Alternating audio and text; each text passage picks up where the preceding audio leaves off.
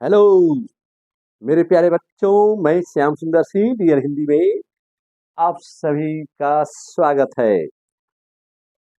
आइए हमारे बच्चे, आज मैं गोधूली भाग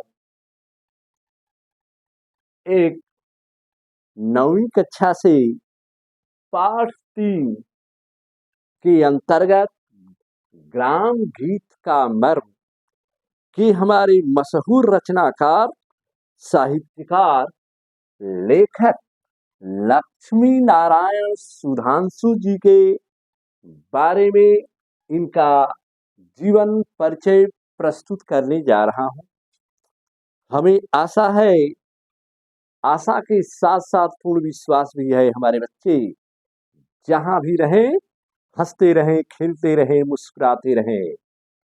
और ध्यान देना है, जीना है तो हंस के जियो और जीवन में एक पल भी रोना ना।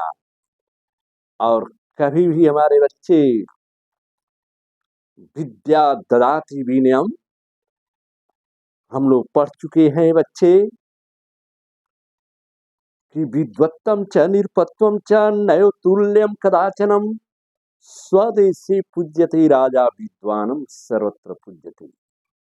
आज भी विद्वान और राजा की तुलना एक साथ नहीं की जा सकती। हमारे बच्चे जानते हैं, राजा स्वदेशी पूज्यते, राजा अपने देश में ही पूजा जाता है और विद्वान की पूजा सभी जगह होती है। अभी हमारे बच्चों ने जो मैट्रिक बोर्ड की परीक्षा दी है, हमारे बच्चे एवं बच्चियों ने जो अथक परिश्रम किया है, जिस बच्चियों ने अपने बहुमूल्य समय को देखते हुए अपना अथक परिश्रम किया, तो हमारे बच्चों का उनका परिणाम बिल्कुल हासिल हुआ। अभी से हमारे बच्चियां जम जाएं पढ़ने के लिए, लिखने के लिए, और बहुमूल्य समय को कभी भी लॉस नहीं करना। हमारे किसी विद्वान ने लिखा है कि समय बहुत ही मूल्यवान है, व्यर्थ कभी मत खोना, एक घड़ी के लिए हो जाता है जन्म भर रोना। तो समय की पाबंदी जिसने किया है, समय को बहुमूल्य संजोया है, मेरे प्यारे बच्चों, वही पाया है, बहुमूल्य चीज को पाया है। तो चलिए हम बच्चे उधर नहीं जाते हैं, तो हमारे गोधूली भाग 1 से जो हमारे लेखक लक्ष्मी नारायण सुधांशु द्वारा जो जीवन परिचय मैं प्रस्तुत करने जा रहा हूं, जो हमारे बच्चे एवं बच्चियां जहां भी हो ध्यान से पढ़ते रहें, आगे बढ़ते रहें। और मेरे चैनल डियर हिंदी को में सभी बच्चों का स्वागत है। जरूर ये वीडियो हमारे बच्चों को यदि अच्छा लगे तो शेयर करना, सब्सक्राइब करना और बहुमूल्य समय निकाल कर हमारे बच्चे पढ़ते रहना।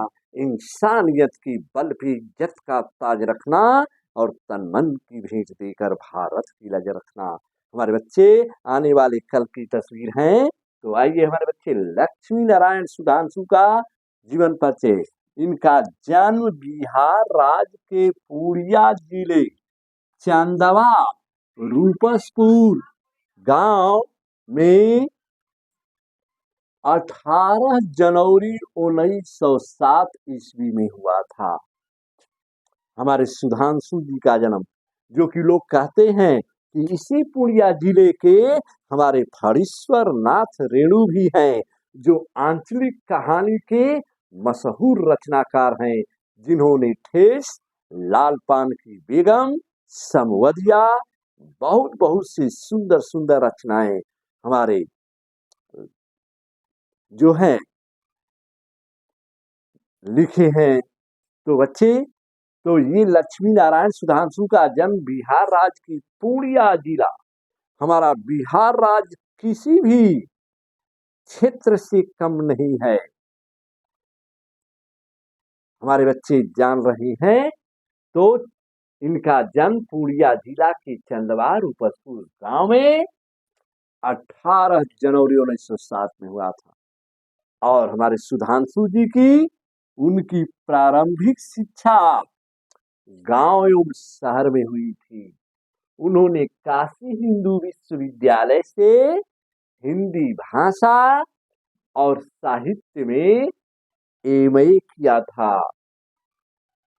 उन्होंने आजादी की लड़ाई में सक्रिय भूमिका निभाई और 1942 ईस्वी में हमारे गांधी जी द्वारा दिया गया जो आंदोलन छेड़ी थी गांधी जी, तो हमारे लक्ष्मी नारायण सुधांशु जी ने अपने अहम भूमिका निभाते हुए देश के प्रति जेल भी गए 1942 के आंदोलन में। वैसे थे हमारे लक्ष्मी नारायण सुधांशु। तो हमारे बच्चे ध्यान देने की जरूरत है। सबसे बड़ा देश की सेवा कवि के साथ साथ जो है साहित्यकार में मजे हुए, रचनाकार हमारे गद्यकार में मजे हुए और राजनीतिज्ञ में भी इन्होंने अहम भूमिका निभाई थी। और आगे क्या कहना है हमारे प्यारे बच्चों, तो सुधांशु जी एक साथ साहित्यकार, राजनीतिज्ञ और सामाजिक कार्यकर्ता थे। तीनों इनमें कूट कूट भरा हुआ था। हमारे लक्ष्मी नारायण सुधांशु जी साहित्यकार, राजनीतिज्ञ और सामाजिक कार्यकर्ता। सभी लोग सोशल वर्कर नहीं होते मेरे प्यारे बच्चे। जो जीवन की विषम परिस्थितियों से लड़कर आगे बढ़ते हैं वही व्यक्ति मंजिल एवं लक्ष्य को पाते हैं।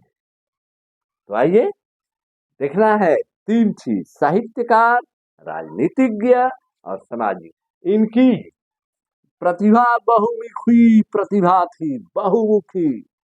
वे समर्थ पत्रकार एवं उच्च कोटि के संस्मरण लेखक भी थे हमारे सुधांशु जी। और उनकी कृतियों में जो रचनाएं के नाम से मशहूर होती है, उनकी कृतियों में भ्रातृ प्रेम उनका प्रसिद्ध उपन्यास है। गुलाब की कलियां और रस रंग, ये गुलाब की कलियां और रस रंग उनके दो कहानी संकलन हैं हमारे लक्ष्मी नारायण सुधांशु द्वारा। वियोग इनका प्रसिद्ध काव्य है वियोग, जिसकी रचना उन्होंने अपनी पहली पत्नी के आकस्मिक निधन पर की थी। माने अपनी पत्नी के निधन पर, आकस्मिक निधन हुआ था लक्ष्मी नारायण सुधांशु जी की पत्नी का, और उसी पर एक रचना उन्होंने की थी वियोग। जिस तरह हमारे बच्चे आगे चलकर पढ़ेंगे सुभद्रा कुमारी चौहान की एक रचना है पुत्र वियोग, पुत्र के जो मुकुल काव्य संग्रह से ली गई है। हमारे बच्चे 12वीं कक्षा में पढ़ेंगे आगे।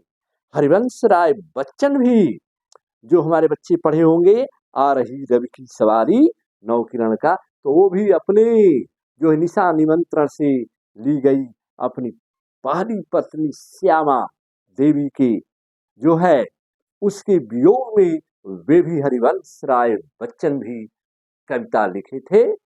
जो मधुशाला, मधुबाला, मधु कलश, निशा निमंत्रण, बहुत सुंदर सुंदर हमारे वैसे थे हरिवंश राय बच्चन।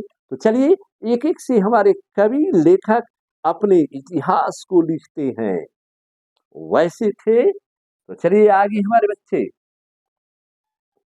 वे बिहार राष्ट्र भाषा परिषद के जन्मदाताओं में से थे और उसके संचालन मंडल के आजीवन सदस्य भी रहे थे हमारे लक्ष्मी नारायण सुधांशु। आइए बच्चे, विशेष साहेब विशेष जहां पर मैंने बच्चों को इंगित किया है, जिन्होंने बहुत ही सुंदर पाठ में मिलेगा ग्राम गीत का मर्म।